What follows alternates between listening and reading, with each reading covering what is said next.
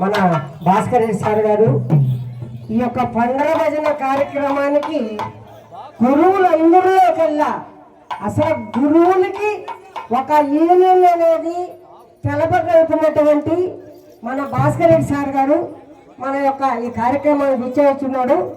మనం అందరూ ఒక్కసారి సార్కి ధన్యవాదాలు తెలియవలసిందిగా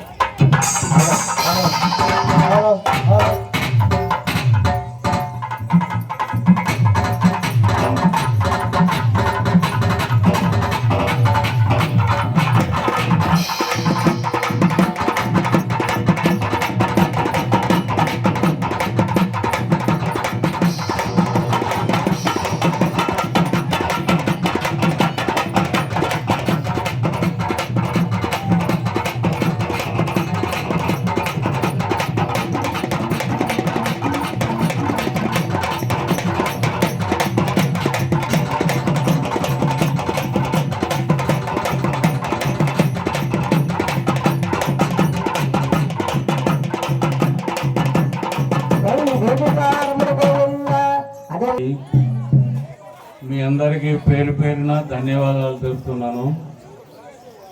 మనసుంటే మార్గం ఉంటుంది, హృదయం ఉండాలి. హృదయం విశాలమైన హృదయం ఉండాలి. కానీ భాస్కర్ రెడ్డి లోపలికి రావాలి, సన్మానం చేయాలి. నేను మీ కార్యక్రమంలోనే ఉన్నాను. అగ్నిగుండం దగ్గర కొన్ని సూచనలు సలహాలు ఇస్తూ మీ కార్యక్రమంలో అక్కడే కూర్చొని ఉన్నాను. ఇంత అవసరం ఏముంది చెప్పండి మురళీకృష్ణ ఆయన చెప్పినట్టు వేదాంత వీధుల్లో విహరించగిరిధారి, వేదాంత వీధుల్లో విహరించగిరిధారి.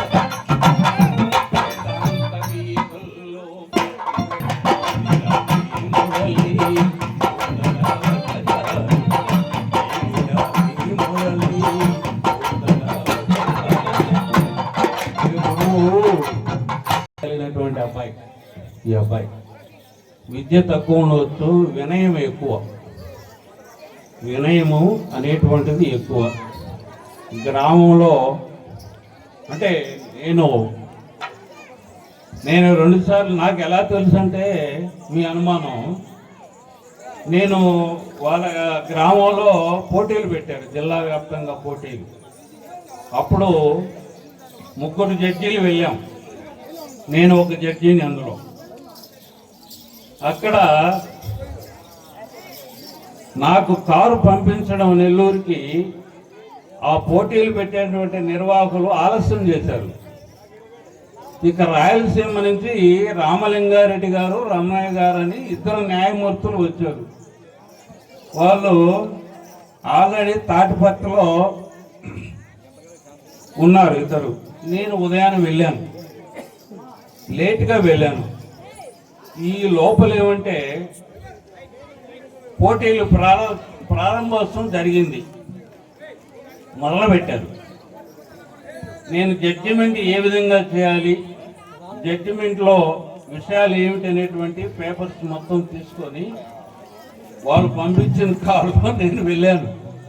వెళ్ళేటప్పటికి మీ మురళీకృష్ణ గురువు యొక్క ప్రోగ్రాము పోటీలో పాల్గొన్నటువంటి టైము, ప్రవేశించిన టైము, ఆయన ప్రదర్శించినటువంటి సమయం అయిపోయింది. నేను పోయిన తర్వాత మిగతా టీములకి కార్యక్రమం మొదలైంది.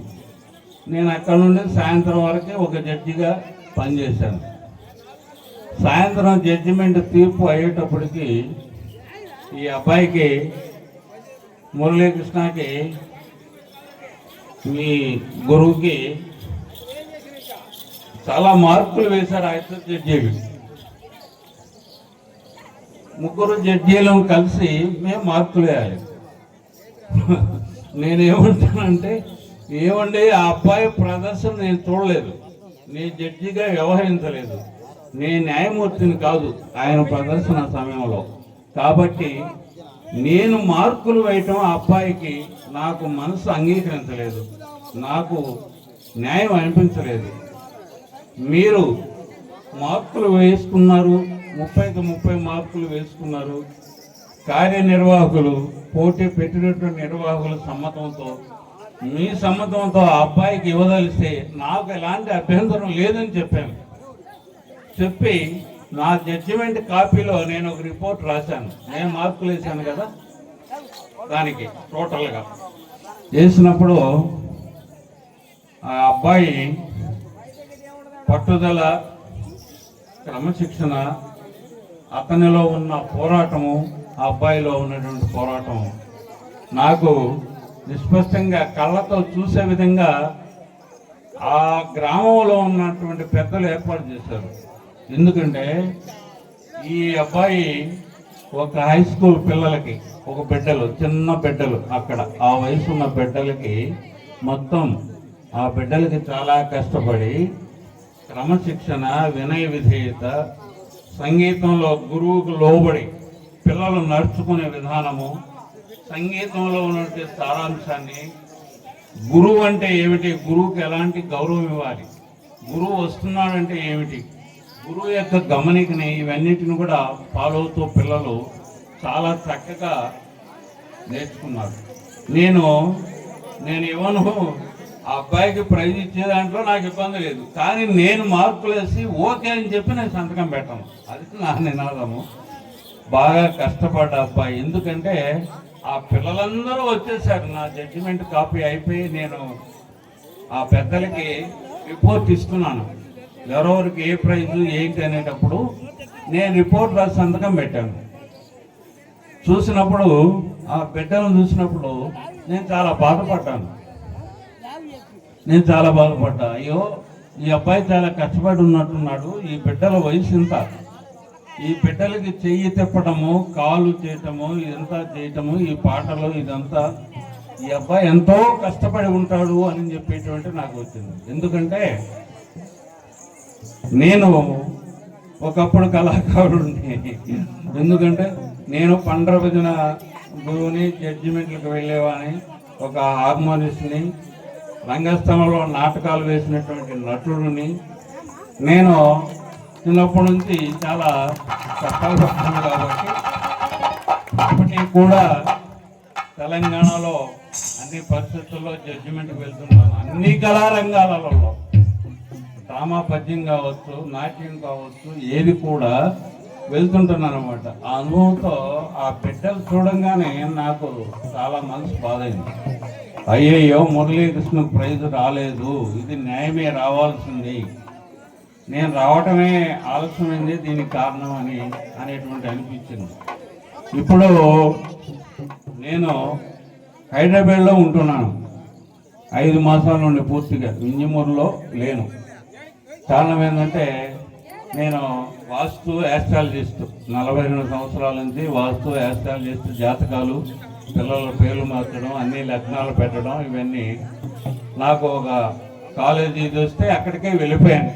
అక్కడికి ఫోన్ చేశారు వీళ్ళంతా, పాపం మీ గురువు మురళీకృష్ణ బృందం టీము, రమణయ్య, రవీందర్ రెడ్డి, పెంచిల్ రెడ్డి, ఇంకా ఎవరెవరు అందరూ వరుస పెట్టారు నా ఫోన్లో. ఇది గుండము, ఖచ్చితంగా మీరు రావాలి, మీ ఆశీర్వాదం మాకు కావాలి.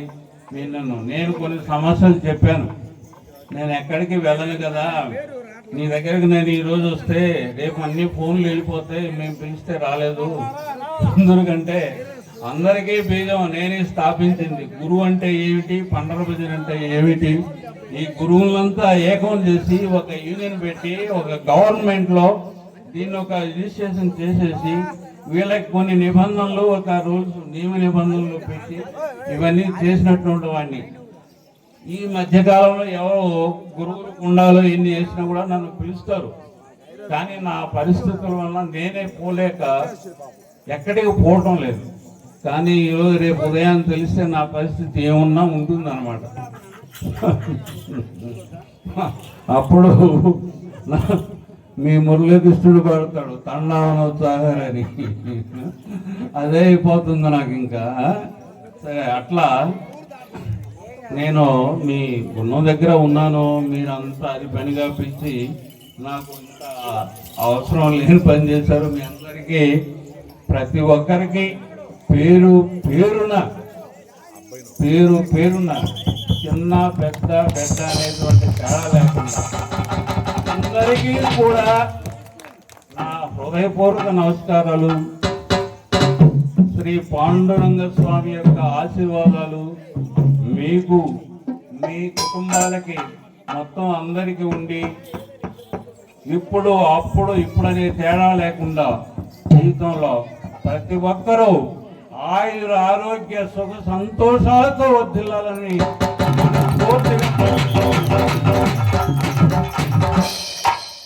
నాకు ఇక్కడ ఇద్దరు మిత్రులు సోషల్ ఆర్టిస్టులు గుర్తున్నట్టుంది. ఒక మిత్రుడు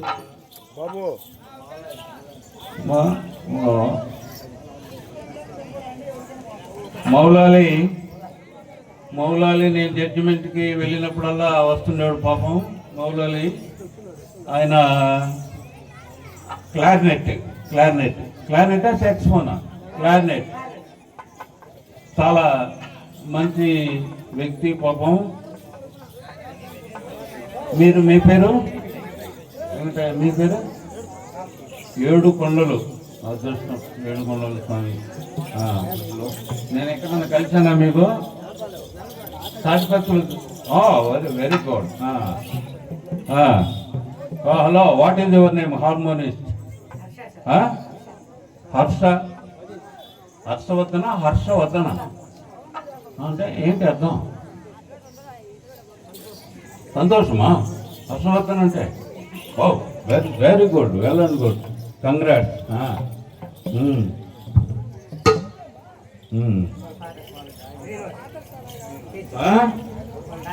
వెరీ గుడ్, కంగ్రాట్స్. బాగా వాయిస్తున్నావు అయితే. ఎంత కిరాయి చెప్పు?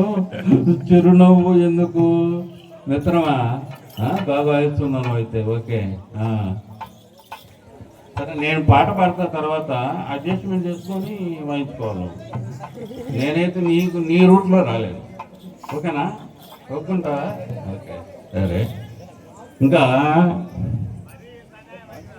పిల్లలంతా బ్యాచ్ బాగున్నారు. పోతే చిన్న విషయాలు ఉన్నాయి, సర్దిద్దుకోండి. ఇంకా కొద్దిగా మురళిని పెట్టుకొని ఇంకో కొన్ని రోజులు నేర్చుకోవాల్సిన అవసరం ఉందని అనిపిస్తుంది నా అనుభవాన్ని బట్టి. పోతే బాగా కష్టపడి నేను నిల్చుందామని ప్రయత్నం చేస్తే అదుతున్నావు.